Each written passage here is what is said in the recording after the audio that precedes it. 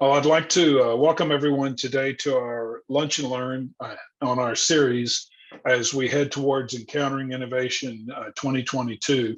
The conference is June the 6th through the 9th, and at this point it is a full hybrid, meaning we will have physical conference there in Johnson County, at Johnson County Community College, with our hosts that have been working with us since 2018.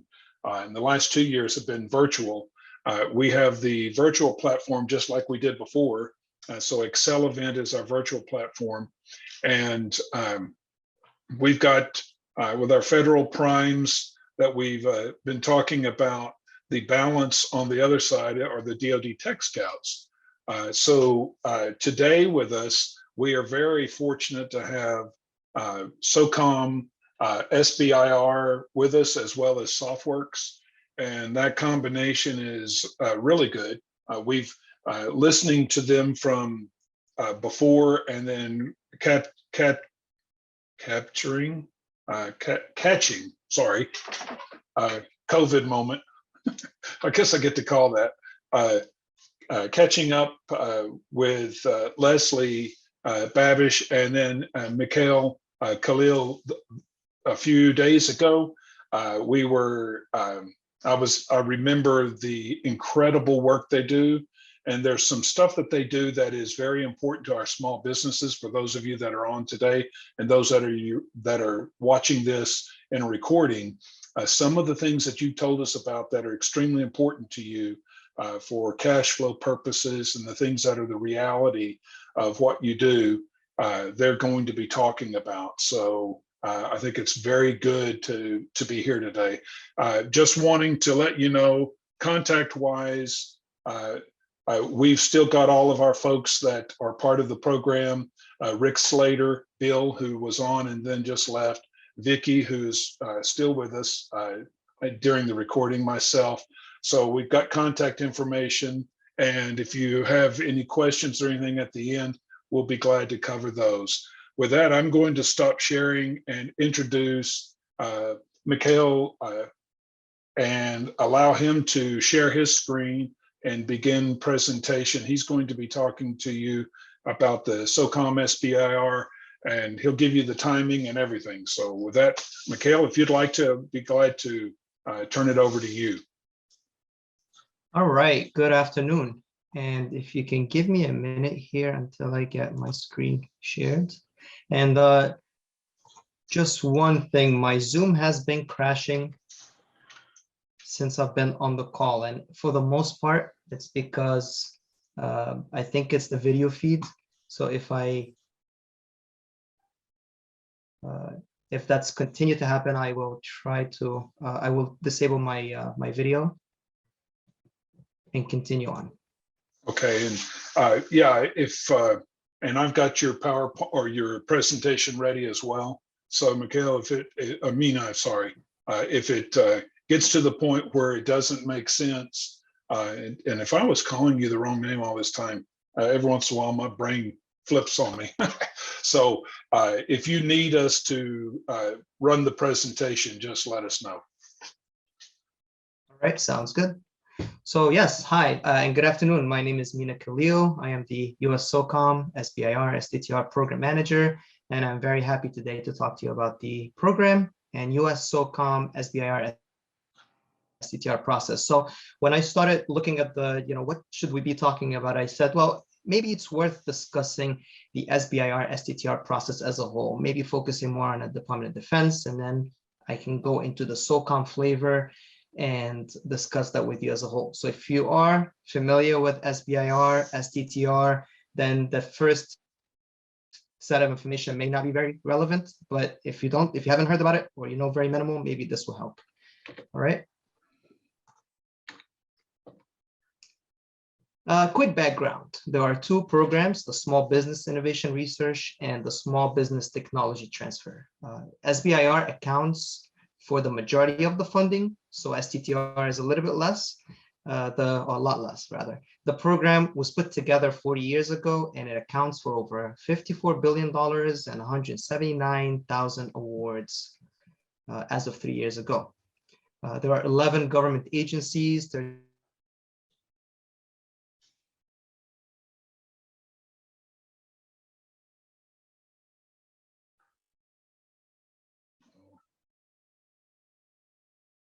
Mikhail, if you can hear us, we're not getting your audio feed. You're frozen.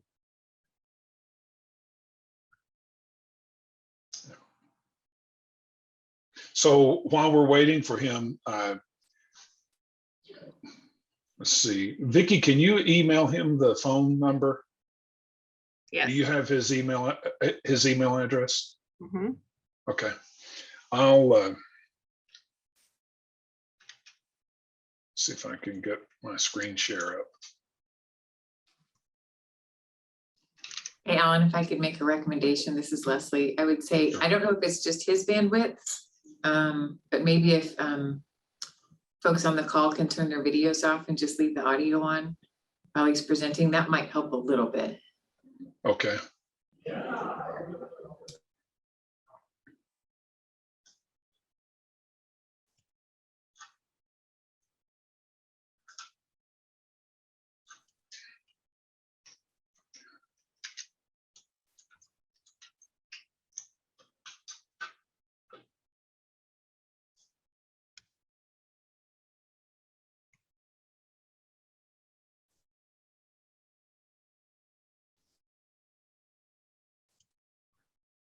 Okay, I tell you, we're gonna have to.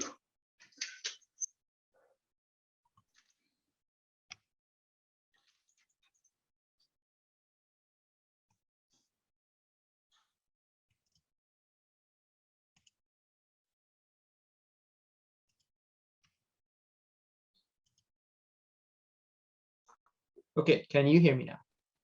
I can. Yeah. Do you want us to take over the video, the flipping of the slides? Either or, whichever works. Okay. And just let me know where I stop, where you stop. You dropped out on the mission, so I'm gonna screen share. Give me just a second. Oh, I should be there. Sure. Okay. All right, Mina, can you see the screen share? Oh dear, I'm afraid we've lost you again. You're muted, Mina. There you go.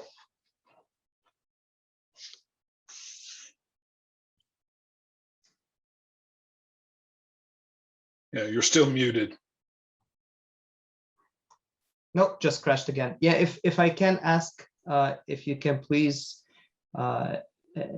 and this is hard for me to ask, if you can please turn off the camera, I think that might help a little bit, at least through that portion of the discussion. I do definitely enjoy seeing more of you than just blank names.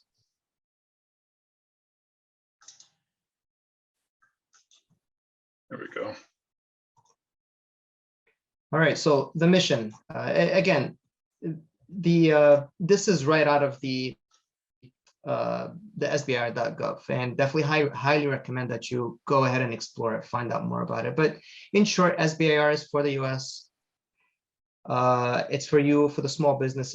It helps our company growth, because if you grow, then we grow as a country. STTR aims at partnership with the Research Institute. Next slide, please. All right, so what's in it for you? It's a seed fund for your innovative business. Think about Sonicare toothbrush. Think about Qualcomm, 23andMe, Oura Ring, and there are several more who have flourished and done great things. And all of those innovated with the Sbir funds. Working with the acquisition office is so the next kind of the working directly with acquisition here. Working with the acquisition office is a huge step into the program and into the federal community. It puts your name and the system in the hands of the operators. The third point here is, you'll keep your intellectual properties and data rights. And furthermore, you'll start your path to understand and implement government contracting.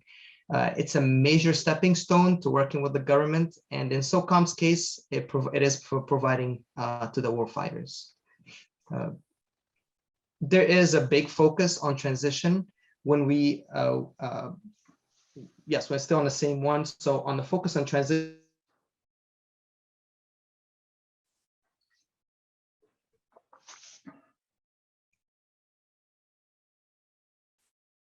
Mina, we're not getting your audio again.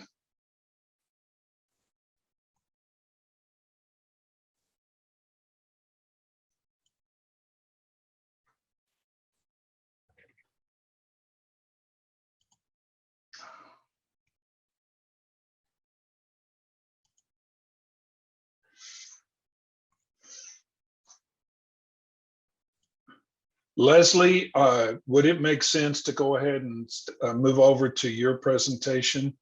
Do you want to?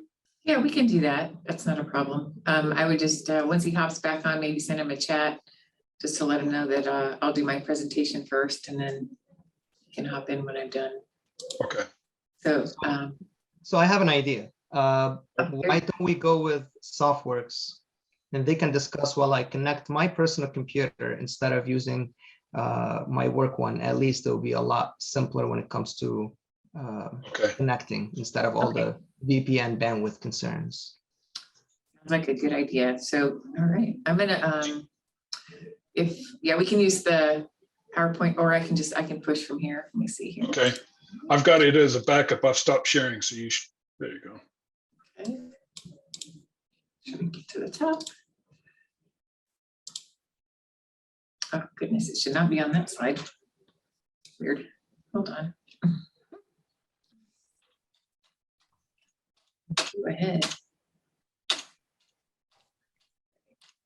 Okay. You guys got the screen, the very first slide, Softworks? Yes. Okay, perfect. All right. So Softworks was established in 2015. And it was established under a partnership intermediary agreement between our corporate hub, which is DefenseWorks, and Special Operations Command.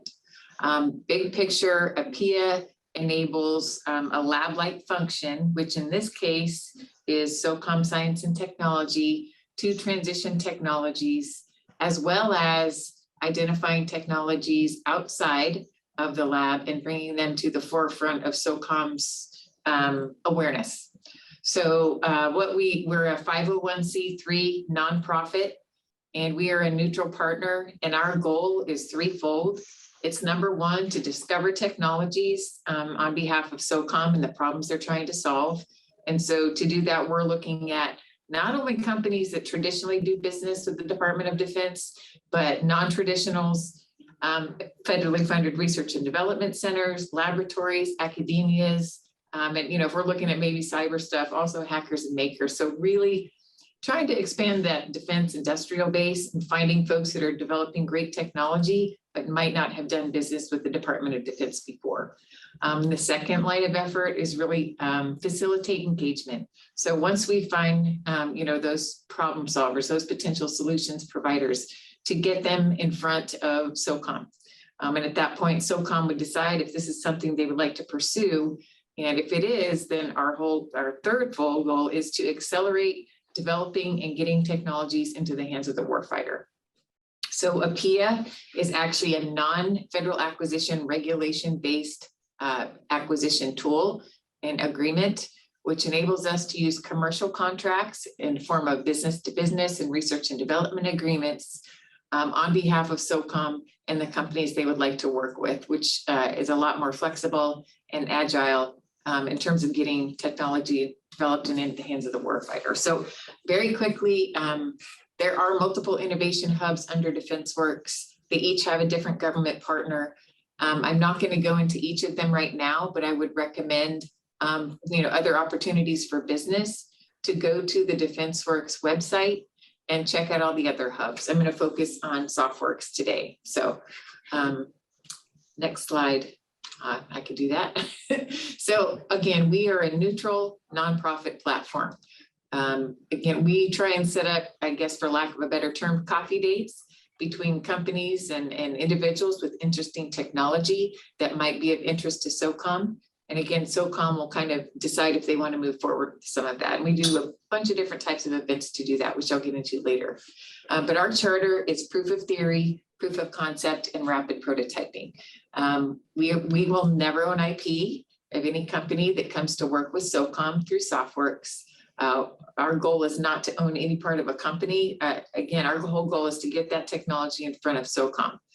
In terms of prototyping, again, we're looking for either capabilities that are commercial off the shelf, maybe in a commercial market that SOCOM has never seen before, maybe technologies that are technology readiness level 4 or 5 and need some development, but just to get it into the hands of the warfighter at a technology readiness level 7, so they can do some evaluations and assessments and decide if that is something they would like to incorporate into their kit and adopt into a program of record, which is really the big programs that the Department of Defense uses to organize, train, and equip the warfighter. Another thing about Softworks is we're a very low barrier of entry.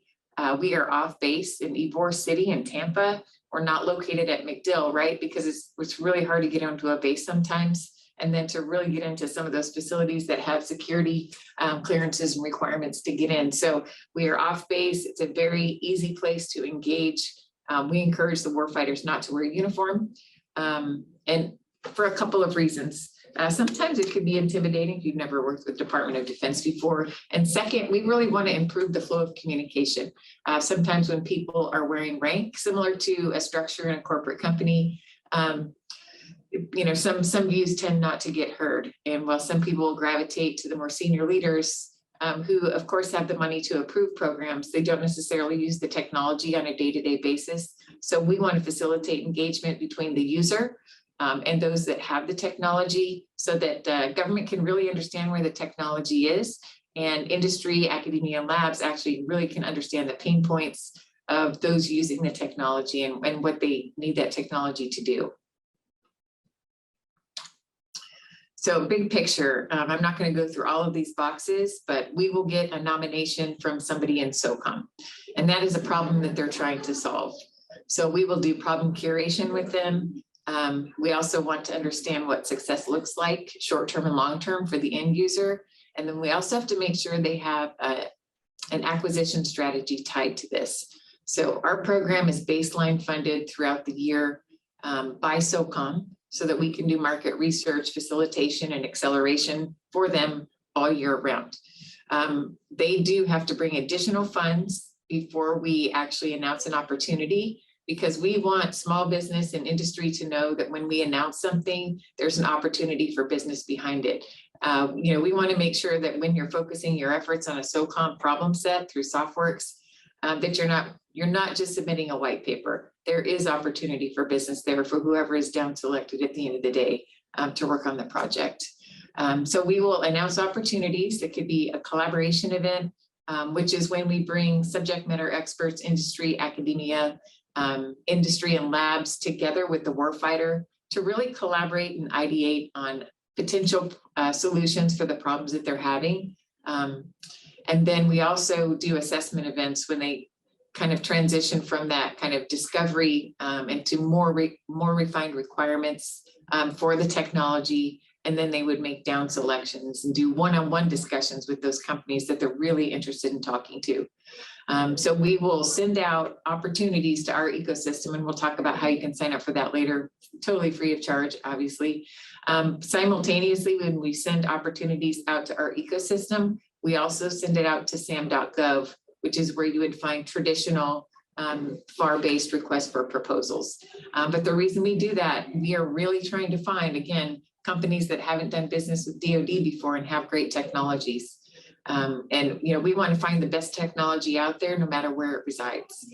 Another thing is all of our projects here are unclassified. So we realize that a lot of folks that have not done business with Department of Defense before don't necessarily have security clearances, nor do they have the systems in place in terms of cost and pricing. There's a lot of FAR-based requirements for those contracts. So again, just trying to reach out and lower the barrier of entry to share your technology with SOCOM. Typically what we're looking for is a submission on your technology. Really, 3 to 5 pages, at the most in terms of a white paper. And then what we do is collect those and hand those over to SOCOM. And they actually do the selection on the companies that they would like to see. So I know there was a question earlier about the difference between SOCOM and Softworks. So SOCOM is our government stakeholder, and everything we do is on their behalf. All the problems that we're trying to solve are SOCOM's problems and the warfighter challenges that they're facing on a day-to-day basis. So we're kind of that outreach and storefront that we can kind of reach out to more folks than they are traditionally aware of. So from the time we get a nomination, and this is a process that moves pretty quickly because again, it's commercial based. From the time we get a nomination till the time we execute an event is average of 60 to 90 days. Once SOCOM decides on the companies that they would like to work with, we will have them on contract in 30 days or less. And again, those are commercial B2Bs and research and development agreements. And again, it could be anywhere from technology readiness level 4 or 5. That's probably the lowest end that we work with, all the way up to commercial off the shelf that, again, we bring in, maybe we ruggedize it, miniaturize it, change the color, move a button or a switch just to make it suitable for the warfighter. So some of these things actually can transition straight to an OTA, which is an other transaction authority type of agreement from an assessment event. A lot of times you'll see projects done under a collaborative project order, and really that's just a funding document.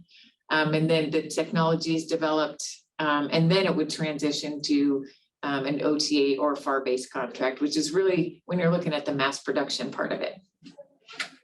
One of the interesting things about our process is that SOCOM can choose more than one company to work with at a time, which gives them a lot of flexibility. And a lot of times in terms of discovery of technology, you never know where that technology development is going to lead you. So having a commercial contract gives you a lot more flexibility to kind of follow that technology and see where it goes, and very easy to make modifications. In terms of payment, once you're on a project or contract with SOCOM through Softworks, it's milestones that are decided on by the government, but typically once you invoice, you're paid within, a week or so. So I think very important to cash flow for a small business. In terms of engagement, since 2015, we've actually conducted 239 events to assess, validate, prototype, and demonstrate new technologies. From those 239 events, we've executed 295 projects to develop technologies and hand those to the warfighter for evaluation. In terms of return on investment, I'll get to that on the next page. But engagement through collaboration events and assessment events is one way to be able to talk directly with operators and end users about your technology and how you would use it to solve their problem. Another way to engage is through a forum we call Tech Tuesday. It's an all virtual forum, obviously on Tuesday, that we do from 3 to 5 p.m. And we have 4 different companies pitch their technologies to a government-only audience. So you have a 30-minute segment. It's a 15-minute pitch followed by a 10-minute question and answer session. Again, you'll have folks from SOCOM, sometimes the other services, sometimes other agencies such as Department of Homeland Security, listening to the technology pitch. It's not like Shark Tank where you get something awarded at the end of the pitch, but it is an opportunity to get your technology exposed to a different market than maybe you're working in. And a great opportunity to listen to, maybe operators asking you, could you use your technology to do this? Or how could you apply your technology? And then for us to understand really the zeros and ones behind it, how, not necessarily diving into your IP, but, how it's developed, how it works and that kind of stuff. In terms of project examples, this is just 6 of them that we've done over the past year. So you can see that the technology that SOCOM is looking for ranges pretty widely.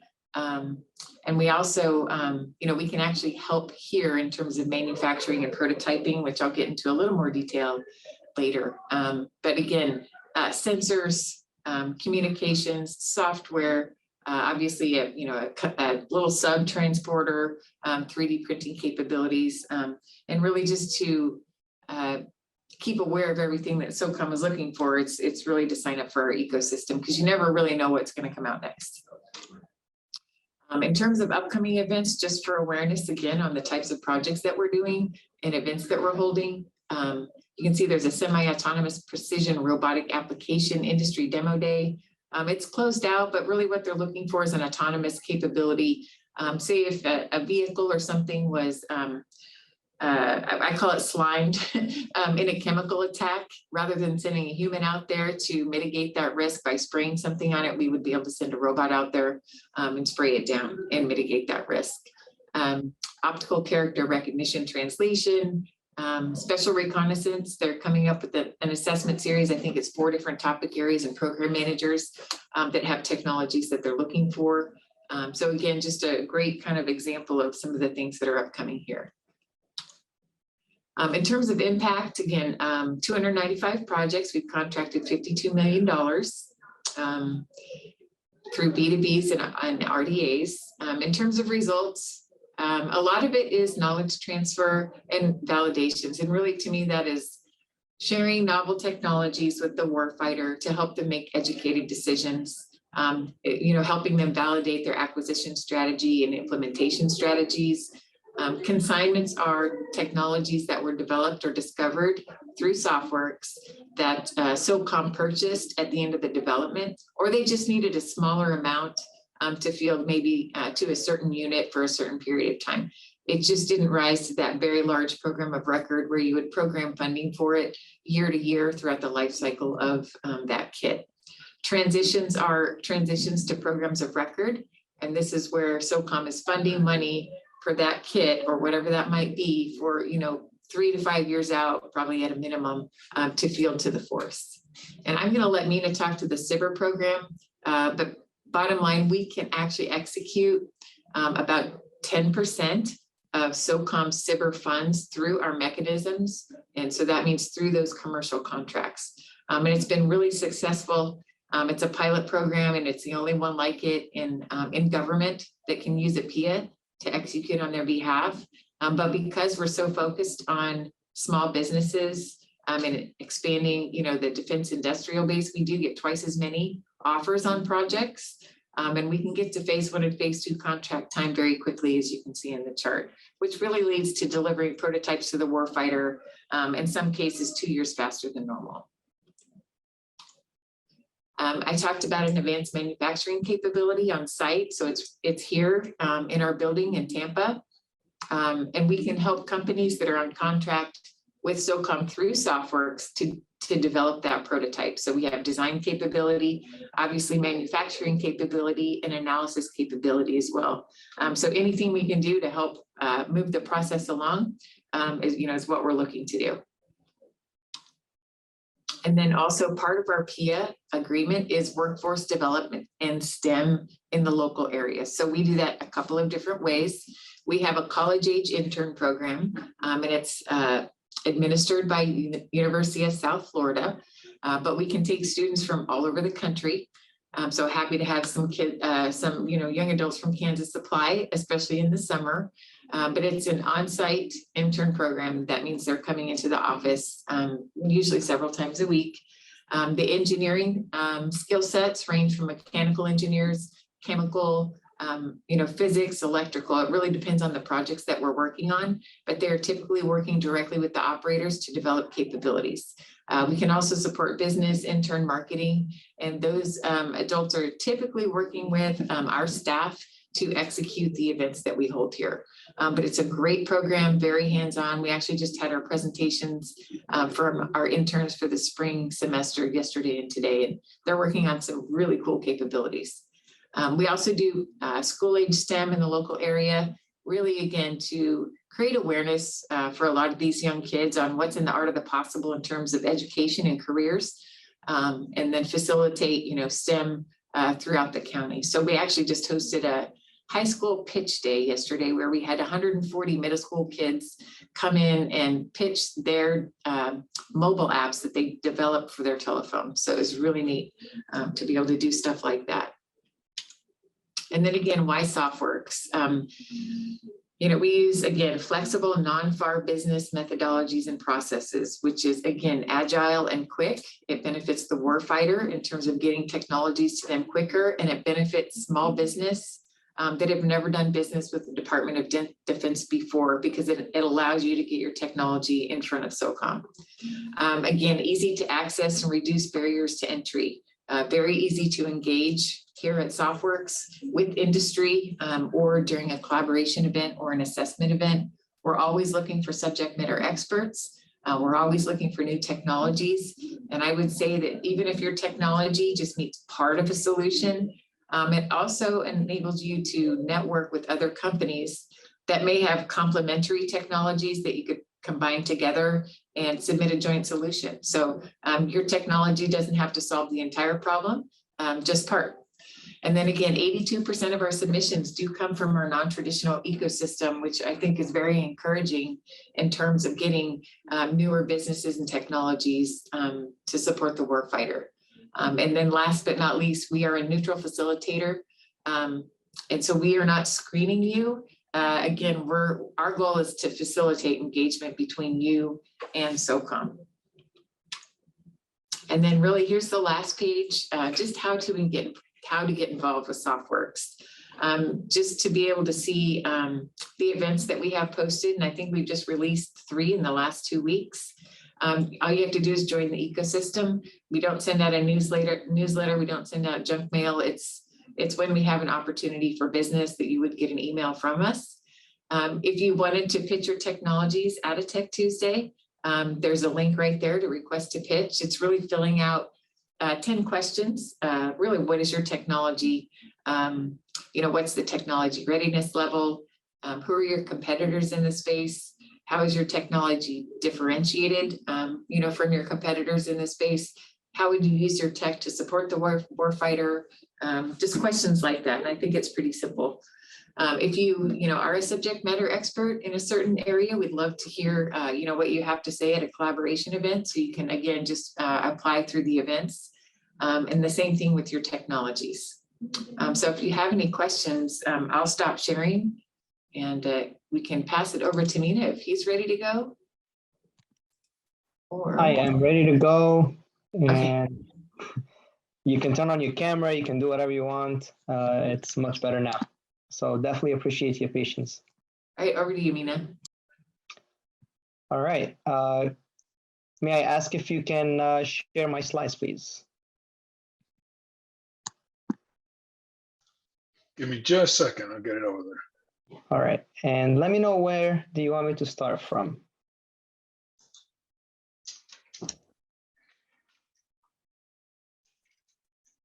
To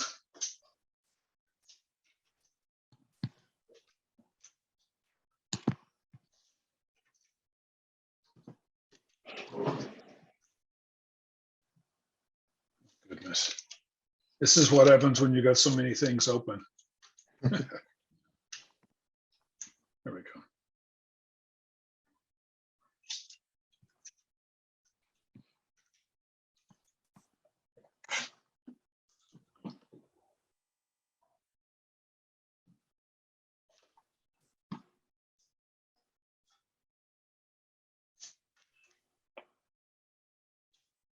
Where's my slide choice? There we go.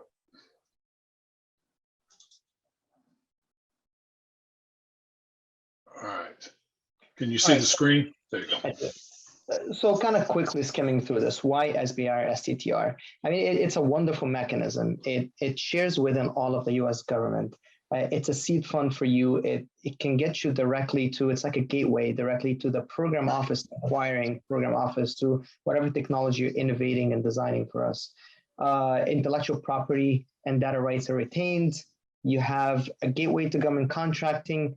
Even though, so that's a lot of work, but at the same time, it gets you in the door. It gets you to the understanding of it over the time of your contract. And then it focuses on transition because, honestly, and I'll get to that, transition is very important. Making your system either fielded or commercialized is very important.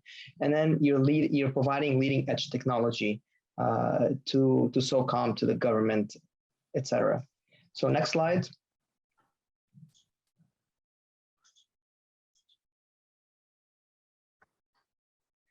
Department of Defense has 4 broad agency announcements. That's the announcements where you see what every department, every component within Department of Defense is looking for. So they have the .1, /A, 2B, 3C, and 4D. The number states SBIR, the letter states STTR. The 4/D, this is kind of a year-round thing. So the department or the component mention or the office mentions, hey, we're going to start it at that date, we're going to end it at that date, and kind of keep an eye on that. Bottom line, there is an announcement that comes out of for all of DoD that comes out of DoD, and I'll provide the link within the slides. But if you sign up to it, they provide a lot of opportunities. From the SOCOM perspective, this as well as Softworks with the ecosystem, they also provide a lot of opportunities. So you'll see, there's no spamming in those two. And I'll keep talking about them over the slides. Next slide. The difference between SBIR and STTR. I'll hit on some key things along the way, but this information is for you. So STTR requires a partnership with a non-for-profit and or universities, academia, etc. There is a minimum and a maximum percentage. In STTR, the principal investigator can be part of the partner or the small business, so whichever. In SBIR, the principal investigator has to be part or employed by the small business company. And then finally, the final point that I want to talk about is subcontracting limitations. Pay attention to this. Our initial vetting shows some that breaks that rule and therefore non-responsive. So if you want the partner, whether it's a small or large industry, to do more of the work and SBIR than the allotted limitation, then that one we cannot go forward with. And if in STTR you're not giving the non-for-profit / academia their percentage, or they're doing more than the allotted percentage, then I'll also be non-responsive. Next slide. All right, so let's shift gear and start looking at SOCOM specifics. In the coming slides, we will discuss numbers, processes that we are interested in, and more. Next slide. A quick overview, SOCOM has limited funds compared to the requirements that we receive, and that makes us focus on specific topics. We participate in 3 DoD BAAs. So the last one, which is the .4/D, this one we're still working our way into doing one this year, but we still, there's still work in progress. We award about 50 to 60 contracts per year. It may not sound like much in comparison to others, but think about it. Our transition from phase 1 to phase 2 and from phase 2 to phase 3 is on the highest in the US. So you get a better chance of fielding. Through our contracting office, we are also one of the fastest in the US, averaging about 100 days from proposal to award. And that does not include the Softworks partner intermediary legislative pilot that we'll be discussing here in a slide. So that said, for phase 1s and 2s, we use our own contracting officers. We have other government contracting that we work with as well. And we do work with Softworks on this partner intermediary agreement. It's a one-of-a-kind, like Leslie said, business-to-business contracting using legislative pilot that Ms. Sanders, the S&T director, put in FY 2020 NDAA. The outcome of it, and I would love to discuss at a later time, so we'll go to the next slide.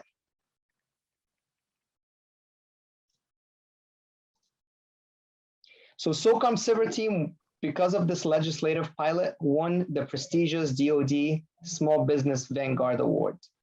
Why? The next slide will discuss some of the successes that we have. So it's a truly, if we can go to the next slide, please.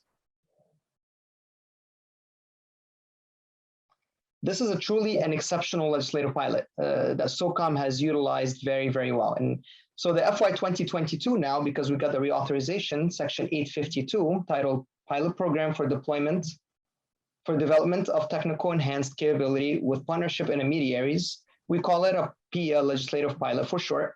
Started in FY 2020, section 851 for 2 years. it was tackling two main problems. One is the reach out to more non-traditional small businesses. Two is to decrease administrative lead time for better productivity and efficiency. So the approach is to use the partner intermediary agreement, the PA legislative pilot, to award that business-to-business award through SOCOM partnership intermediary, that is Softworks, to allow us to merge the gap between phase 1 and phase 2 in 30 days or less. We've done it in a remarkable time. Also, Softworks has done a tremendous job in outreach to beyond their ecosystem of 80,000 or more. For example, with the for the halting of the road tours now with SBA, where Softworks and SOCOM, my office, we're doing our own, and later this month. The outcome of the PA legislative pilot was astounding, with over 200% increase of proposals, 74% of a decrease in award time. I mean, again, historically it's been 100 days, but with this one we do it in 30 days. We've done it in a lot less. I think one of the record ones is from proposal to award in 6 days. Phase 1 award prototype takes 50% or less time. So the successes are very clear from the phase 3 awards as well. 2 small businesses, one of them received their very first phase 1 or SBIR, now has a phase 3 award in less than a year and a half from proposal. Black Cape started their journey with us in second quarter FY20 with their proposal. Their phase 1 accomplishments took them to phase 2, where they completed and received the phase 3 by the end of FY21. Same thing with BlueStack, another great story of inter-department work. So that was an Air Force SBIR that received permission to award SOCOM sequential phase 2 using the pilot. That's one of the great things about SBIR generally. I can go to any US government and say, hey, you've awarded the SBIR to the specific company. This company can provide something for us in SOCOM. May I use the second SBIR or phase 2? And they say, yeah, go ahead, go for it. And we take it and we fund it, we award it in-house in SOCOM. So again, after 6 days from proposal receipt, an award was made, and in 11 months, they have a phase 3. That's getting prepared. That's in the program office, non-SBIR funded. Next slide. Mina, just right quick, could you explain to the audience what a phase 3 means? Absolutely. I do have a slide on that. You know what? Let's just go through it. Phase 1 is a feasibility study. Can it be done? It's really low TRL or low technology that is kind of still an idea, and that usually takes about 6 months or less. Phase 2, and the dollar amount I'll bring up in the right slide for it. The phase 2 is the prototyping phase, and that's also funded by SBIR dollars.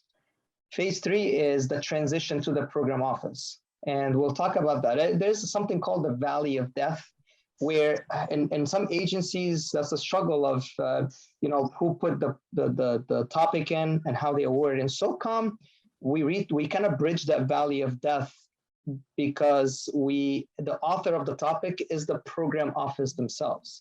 And when after the completion of it, or within actually the phase 1, phase 2 part, we do require a transition agreement and say, how are you planning to take this on to the next step or to the phase 3? And they also allocate, here's how much money, here's how long it's going to take, here's who needs it requirements wise. So that brings it to that phase 3, that success. Does that clarify more? Yeah, thank you. All right. So what does SOCOM look for? Take a look at this very inclusive graphic and think of all the needs that's within. We're focused on our operators, the requirements, and the technology to win the mission. Our requirements range from undersea to air, physically and digitally. Next slide, please. So in this slide, you have both the physical and the digital aspect. They're not separated, rather they complete each other. The focus is on our operators. So starting from the center, and then from your 6 o'clock going clockwise, we receive requirements for the operator and K9, and that ranges from weaponry, mount, human performance, comms, and more. Then we go into, and then down your 6 o'clock, you have your dry submersibles and undersea technology. combat divers, ship technology, vehicular technology, and that, again, that ranges from the tire to the comms, anything else in between.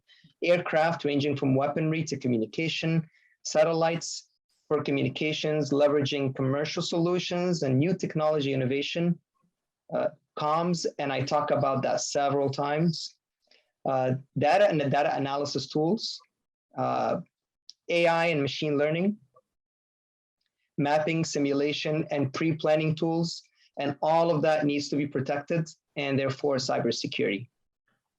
So how we participate in SBIRs. Next slide, please. We have, again, a feasibility study, and this is the phase 1, and that's up to 150K. It's a 5-page proposal, 15-slide presentation, cost proposal. This is not all, by the way. So again, I'll get to that in a successful part. You got to keep in mind the rest of the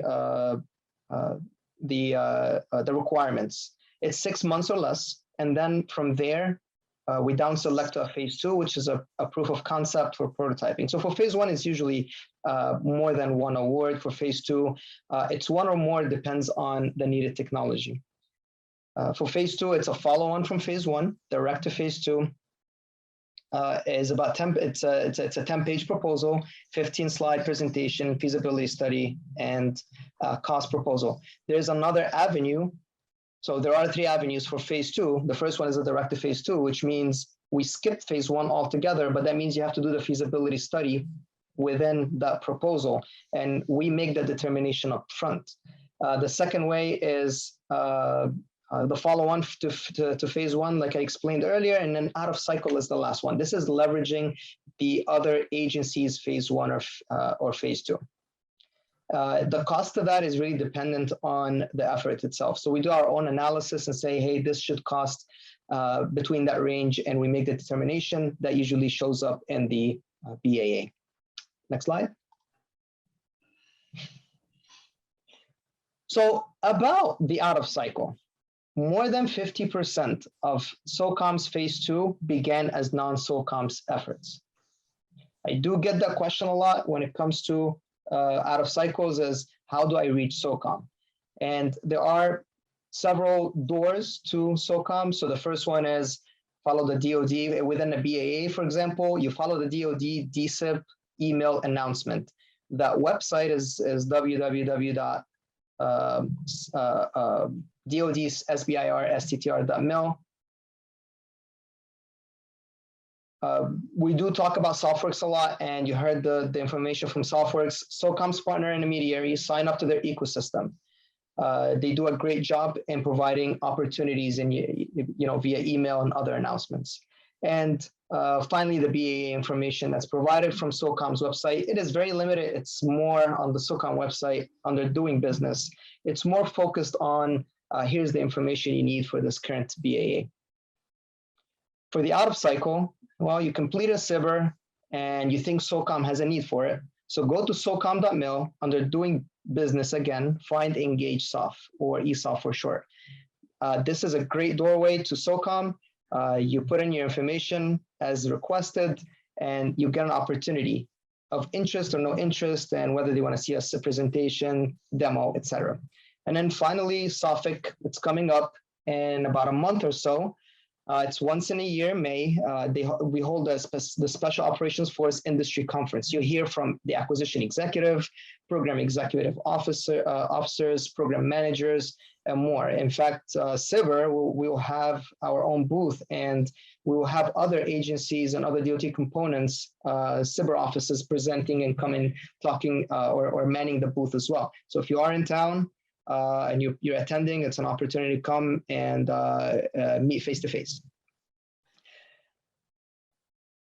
At the end, make sure whenever you talk to, for our cycles, make sure you talk to the PM and say, hey, this is a SBIR, there's goodness in that either way. Okay. Some quick things on achieving a successful proposal. Please let me know on time if I'm going a little bit over. You got 10 minutes. All right, so please follow both DoD and SOCOM instructions. The biggest concern with non-responsiveness is missing documents. I highly recommend using a traceability matrix of some sort to make sure you have all the needed documentations for your proposal.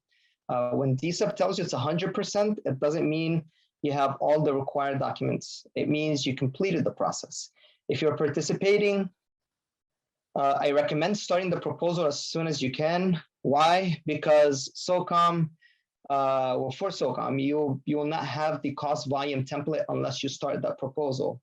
Also, if any concerns, which is rare, we may email you directly.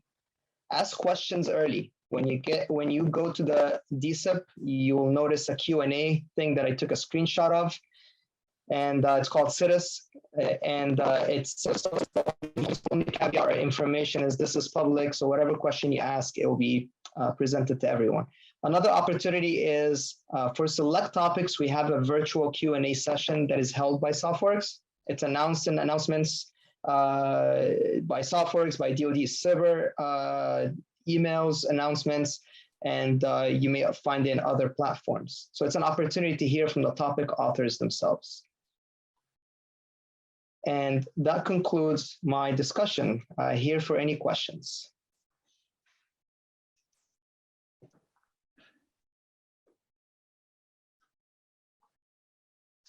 Anyone have any questions from what Mina's discussed here?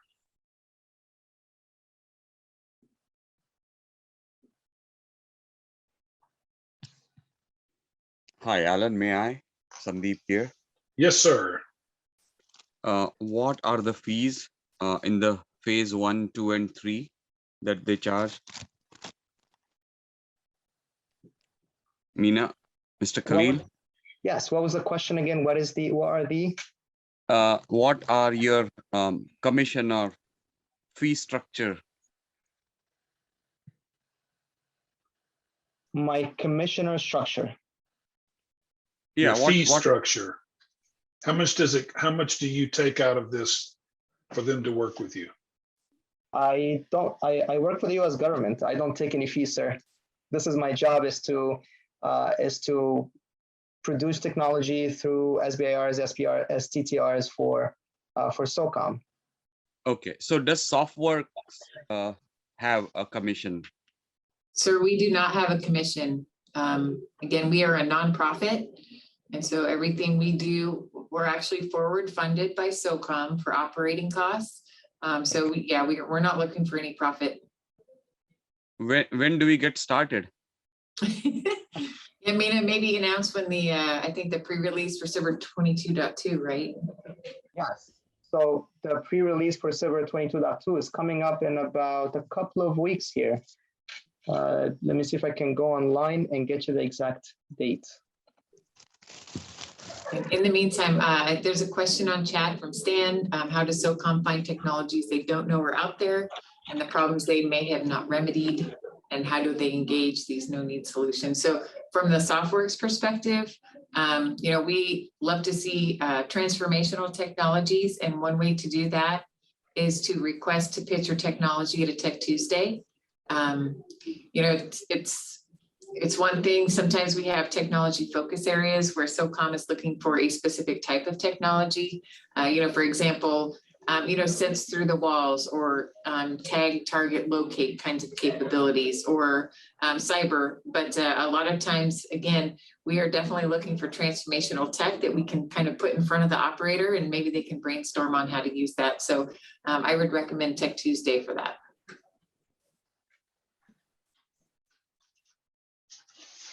Leslie, how often on Tuesdays? Is it every Tuesday or is it once a month or No, what's?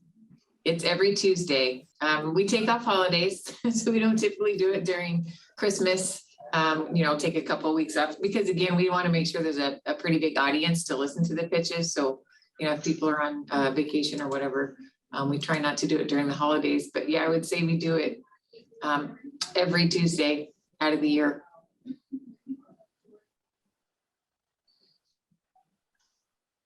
I see a question. I have a prototype of a new testing and evaluation mechanism for heavy machine guns. How do I get it in front of SOCOM? Again, probably two different ways. The Engage Soft as a way to submit your technology, as well as, again, requesting to pitch at a Tech Tuesday. If it's transformational, we'll take a look at it.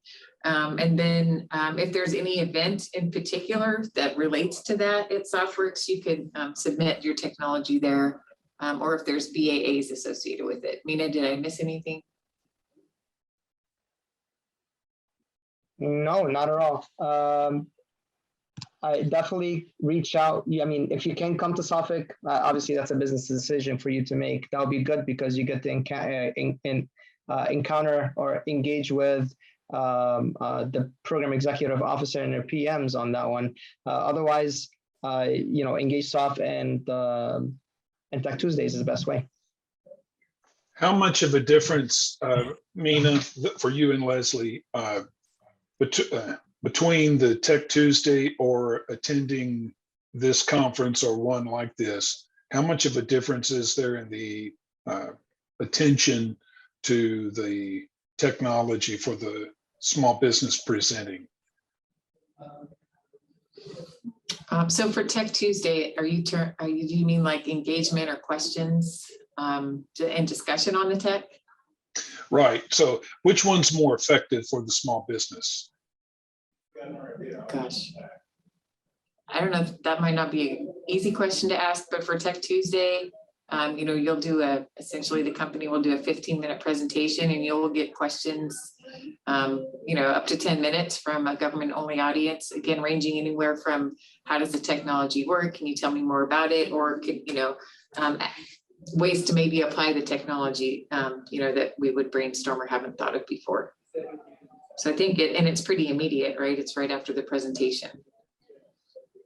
So you said 15 minutes of presenting. So do they have a total of 15 minutes or with the 10 minutes in question, is it 30?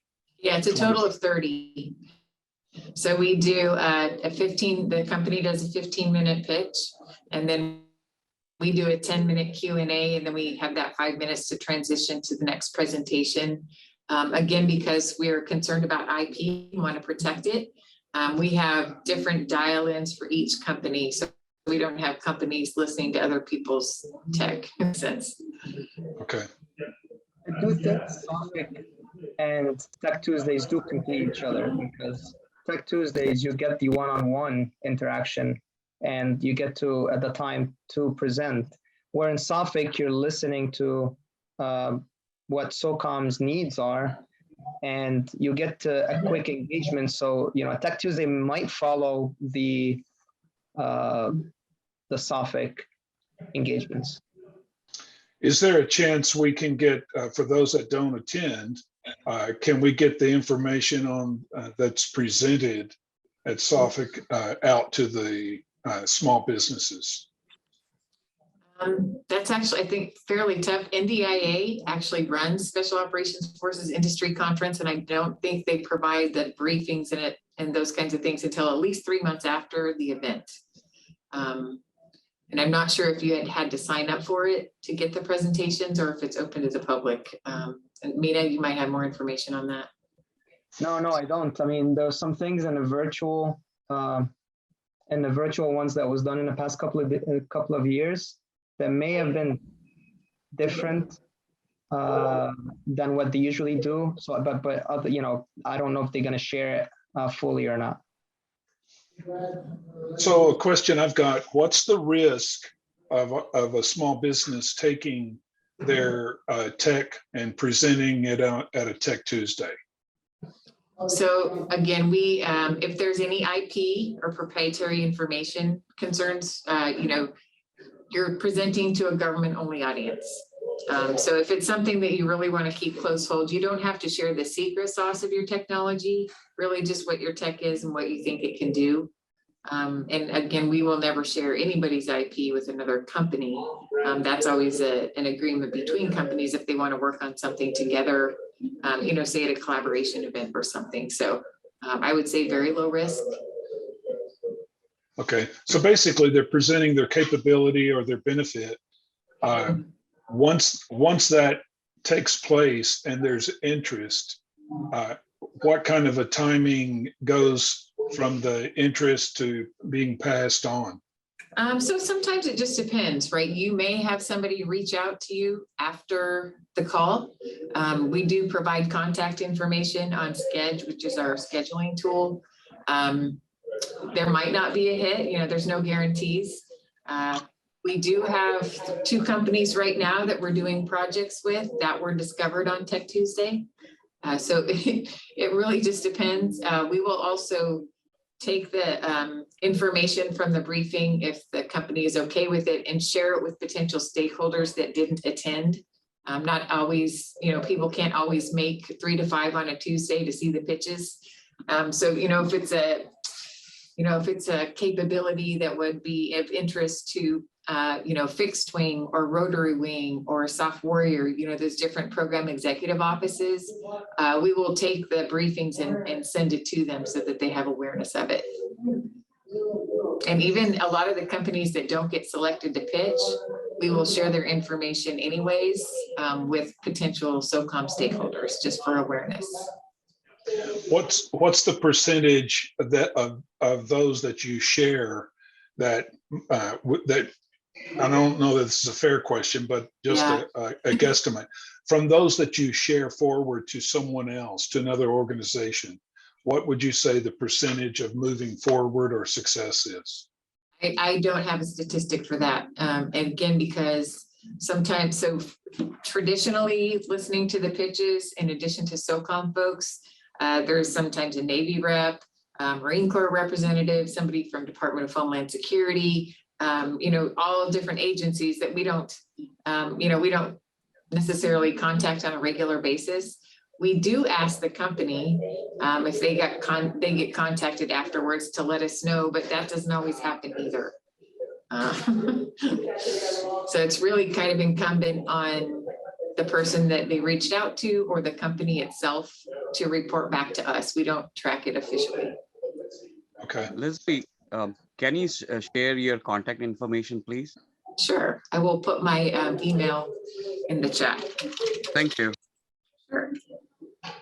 We have a couple of questions on the chat as well. So yeah, I see Rolando, any particular time for Tech Tuesday? Yeah, it's every Tuesday from 3 p.m. to 5 p.m. Eastern. And again, it's 4 30-minute pitches. So one starts at 3, one starts at 3:30, 4:30. In terms of opportunities or outcomes from a Tuesday pitch, again, it's potentially for someone to reach out to you after the pitch. It's not like Shark Tank where you're awarded prize money or racked and stacked on your pitch. Again, just kind of an opportunity for you to highlight your technology to stakeholders. And then I don't know if we asked or answered the question 100% on how do you get more feedback on proposal technology submissions. Again, for Tech Tuesday, you're getting feedback kind of, virtually face-to-face. We can always provide feedback on the presentation afterwards. In terms of ESOF, I know that they provide feedback and I know they track the amount of time it takes, but I don't know what the goals are. Do you know, Mina, what that is? I don't know for Engaged Off, no. From the Sbir perspective, any proposal that you submit to a topic, because again, we are topic specific, unlike the Air Force, they have an open topic opportunity.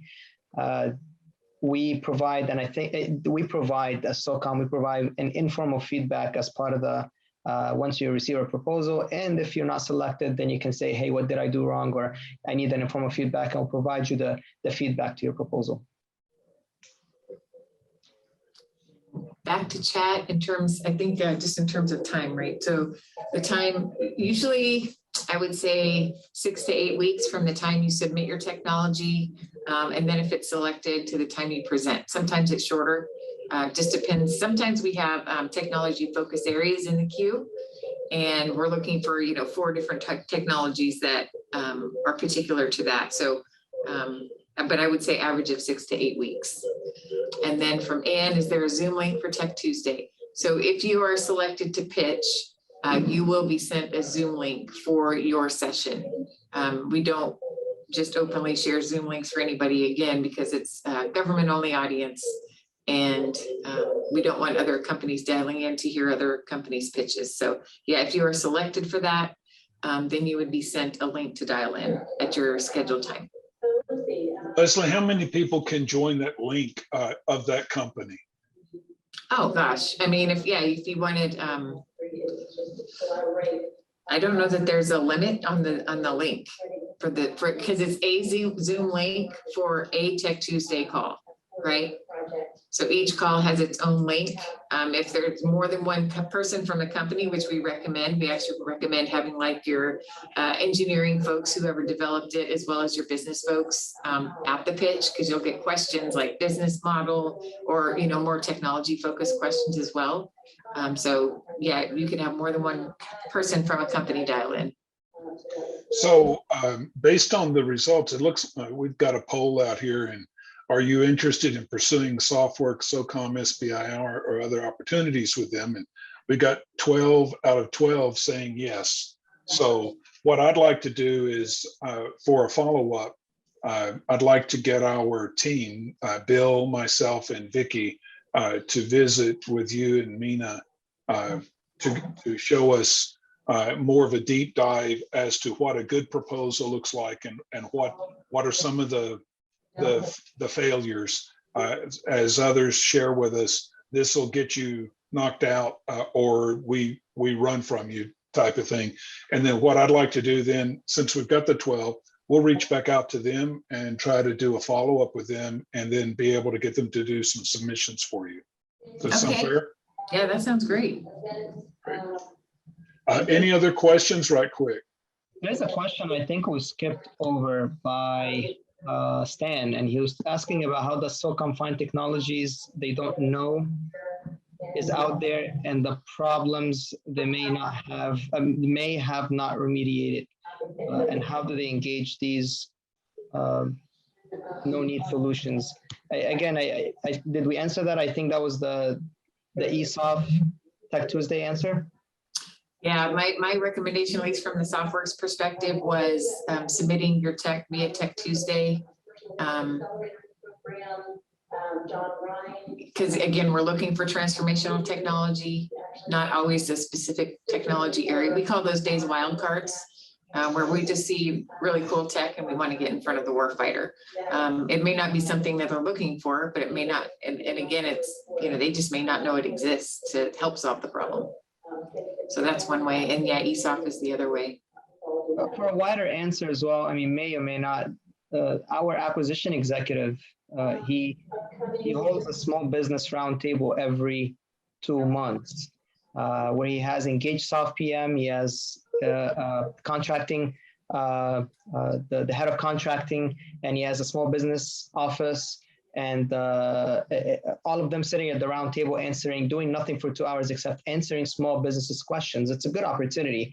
And I think to reach that is you go to socom.mil and look for doing business, or look for the Office of Small Business Programs, OSBP.